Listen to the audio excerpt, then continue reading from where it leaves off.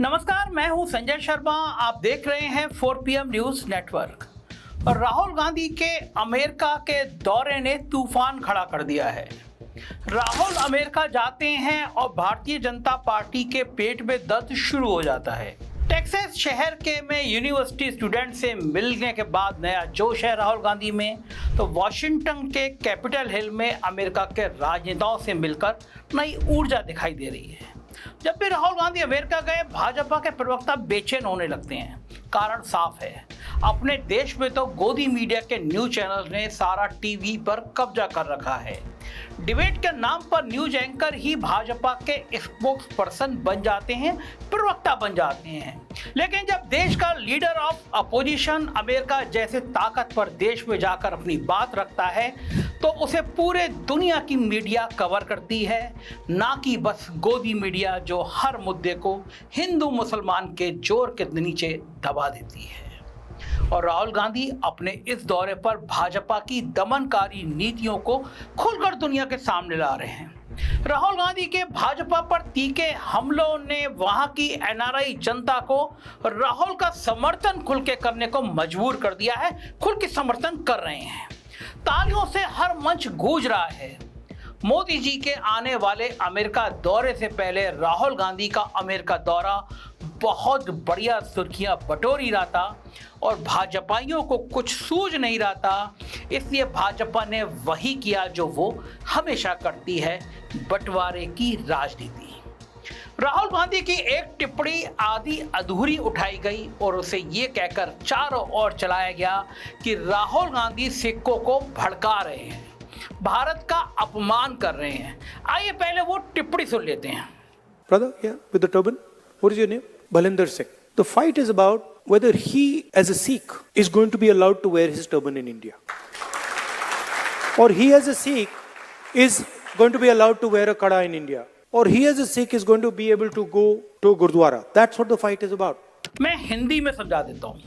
भाषण के दौरान उन्होंने एक सिख भाई से उसका नाम पूछा और फिर मंच से कहा कि हमारी लड़ाई ये है कि एक सिख भारत में शान से पगड़ी पहन सके, आज़ादी से कड़ा पहन सके। अब अगर बात सिर्फ इतनी ही कही गई होती, इसके आगे राहुल गांधी ने कुछ और नहीं कहा होता, तो राहुल गांधी से सवाल जायज होता कि बताइए भारत में कहाँ पर सिखों को पगड़ी बांधने से मना किया गया है।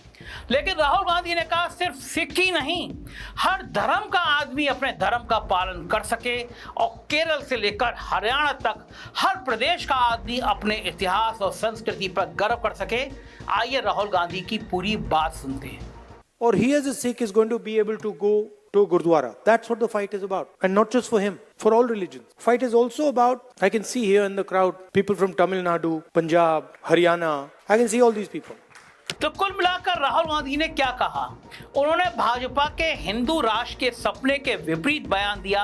उन्होंने कहा कि हर धर्म और हर प्रांत को अपनी मर्जी से जीने का मौका मिलना चाहिए। लेकिन सिख धर्म की उनकी आधी अधूरी बात को पूरा बनाकर पेश किया गया, क्योंकि भारतीय जनता पार्टी इस काम में बहुत तेज है। जहां मुद्दा ना हो वहां मुद्दा बना दिया जाए और फिर इस मुद्दे पर बोलने के लिए भाजपा किसी को भी चुन सकती थी। लेकिन स्पेशल इफेक्ट के लिए राज्यसभा के सिख सांसद हरदीप पुरी को चुना गया और साथ में चुना गया गोदी चैनल्स के स्टार चैनल्स को, क्योंकि हरदीप पुरी ने बस प्रेस कॉन्फ्रेंस ही नहीं की, बल्कि बारी बारी गोदी मीडिया के सभी चैनल्स पर गए और राहुल गांधी को धिक्कारा। आइए गोदी मीडिया की ध्वजवाहक नाविका कुमार के कार्यक्रम से कुछ झलकियां आपको दिखाता हूं, जिससे आपको पता चलेगा कि गोदी मीडिया कैसे मुद्दे को तोड़ मरोड़ कर बस आग लगाने का काम करती है। Joining me on the news hour tonight is a very special guest. It is Sardar Hardeep Singh Puri, who is the Minister for Petroleum and Natural Gas. सुना आपने नाविका का इंट्रोडक्शन। गेस्ट का नाम कैसे लिया? सरदार हरदीप पुरी जी। आम बोलचाल की भाषा में सिख भाई जब अपना नाम बताते हैं तो उसके आगे हर बार सरदार नहीं लगाते। क्या नाविका कुमार खुद के लिए बोलती हैं कि नमस्कार मैं हूं हिंदू नाविका कुमार, या फिर मैं हूं हिंदू अर्नब गोस्वामी, या फिर मैं हूं हिंदू चौधरी चौधरी? लेकिन जब सिख पगड़ी और कड़े की बात को घुमाना था तो केवल सिख सांसद को बस बुलाया ही नहीं गया, इंट्रोडक्शन में फिर से बताया गया कि ये सरदार हैं। अब और आगे देखिए, हरदीप पुरी अपना बयान दे रहे हैं, लेकिन स्क्रीन पर साथ में क्या चल रहा है? Where is he getting this from? Has any member of the Sikh community gone and told him that members of the community are हमें चिंता है कि हम साफा नहीं पहन सकते, या हम कड़ा नहीं पहन सकते, या हम गुरुद्वारे में नहीं जा सकते? No, I am used to a certain level of absurdity in statements which come. देखा आपने, हरदीप पुरी ने कहा कि वो हमेशा से पगड़ी बांधते आए हैं। किसने राहुल गांधी को कह दिया कि सिख पगड़ी नहीं बांध सकते? राहुल गांधी गलत बात कर रहे हैं वगैरह वगैरह। हरदीप पुरी जी ने अपनी बात अपने तरीके से रखी, उनको हक है, लेकिन स्क्रीन पर चल रहा है कि राहुल गांधी ने कहा today Sikh are living in fear, यानी आज सिख डर में जी रहे हैं। राहुल गांधी ने ऐसा कभी नहीं कहा। मैंने आपको पूरी वीडियो दिखाई, वो हर धर्म हर प्रांत की खुशी की बात कर रहे, फिर साथ में दिखाई जाती है मोदी जी की पगड़ी पहने हाथ जोड़े हुए फोटो। गोदी मीडिया का नाटक देखा आपने, अब भाजपा का नाटक देखिए। इस बार के लोकसभा में भाजपा माइनॉरिटी मुक्त है, यानी पूरी एनडीए की सरकार में एक भी सिख, मुसलमान या क्रिश्चियन सांसद नहीं है। वहीं इंडिया अलायंस में 7.9% मुसलमान हैं, 5% सिख हैं और 3.5% क्रिश्चियन एमपी हैं। लेकिन भाजपा मगरमच्छ के आंसू बहाती है कि उसे सिखों की चिंता है। अगर सिखों की चिंता होती तो सिंधु बॉर्डर पर धरना देने वाले किसानों को खालिस्तानी नहीं कहा जाता, आंदोलनजीवी नहीं कहा जाता, बल्कि उनको फसल का सही दाम दे दिया जाता। राहुल गांधी के बयान पर भाजपा और हरदीप पुरी एक और बात लेकर आ रहे हैं। उनका कहना है कि राहुल गांधी 1984 की बात क्यों नहीं करते, जब दिल्ली में सिखों को मारा गया था। इस बात को उठाकर भाजपा ने बड़ा अच्छा काम किया, क्योंकि अब जो मैं आपको बताने वाला हूं उसी से आपको पता चल जाएगा कि भाजपा क्यों औरों से अलग और बेहद खतरनाक है। अगर 2005 में जब कांग्रेस की सरकार को 1 साल के करीब हुआ था, तो उस समय के प्रधानमंत्री मनमोहन सिंह ने संसद के अंदर जो कहा था, मैं उसको ज्यों का त्यों बताता हूं। उन्होंने कहा मुझे सिख समाज और पूरे देश से माफी मांगने में कोई शर्म नहीं है, कोई हिचक नहीं है। मेरा सर शर्म से झुक जाता है कि हमारे देश में एक ऐसी घटना हुई। देश के सिटिंग प्राइम मिनिस्टर का माफी मांगना एक बहुत बड़ी बात होती है। ये प्रजातंत्र के उस समय के प्रधानमंत्री और उनकी पार्टी का सम्मान दिखाता है। लेकिन तब भाजपा ने अलग नैरेटिव चला दिया कि बेचारे सरदार प्रधानमंत्री से ही सरदारों को माफी दिलवा दी। लेकिन कांग्रेस और गांधी परिवार अपनी बात पर अडिग था। 1998 में सोनिया गांधी ने पहले ही कहा था कि वो सिखों का दर्द समझ सकती है, क्योंकि उन्होंने खुद अपने पति और सास को खोया है और कोई शब्द कोई बात उन घावों को भर नहीं सकते। 2019 में मनमोहन सिंह जी ने फिर कहा कि उस वक्त के गृह मंत्री नरसिंह राव ने आर्मी बुलाने में देरी कर दी और अब राहुल गांधी पर वापस आते हैं। 2023 की अपनी भारत जोड़ो यात्रा में उन्होंने 1984 के बारे में फिर साफ साफ बोला कि वो मनमोहन सिंह और सोनिया गांधी के बयानों से इत्तेफाक रखते हैं और यही कांग्रेस का स्टैंड है, यानी उस मुद्दे से मुंह नहीं मोड़ा। अब कोई मोदी जी से संसद में बुलवा दे कि वो माफी मांगते हैं कि उन्होंने पंजाब के किसानों को आंदोलन जीवी बोला, उनके चंटुओं ने, उनके गोदी मीडिया के चमचों ने खालिस्तानियों से उनका करीब का रिश्ता बताया। क्या आप सोच भी सकते हैं कि नोटबंदी से लेकर किसानों के काले कानूनों तक मोदी जी कभी माफी मांगेंगे? और किन किन चीजों के लिए माफी मांगेंगे? कभी मणिपुर पर चुप्पी तोड़ेंगे? मोदी और भाजपा की एक खास आदत है, कभी इनकी आलोचना हो तो वो उस देश की आलोचना बोल देते, कहते हैं देश की आलोचना है।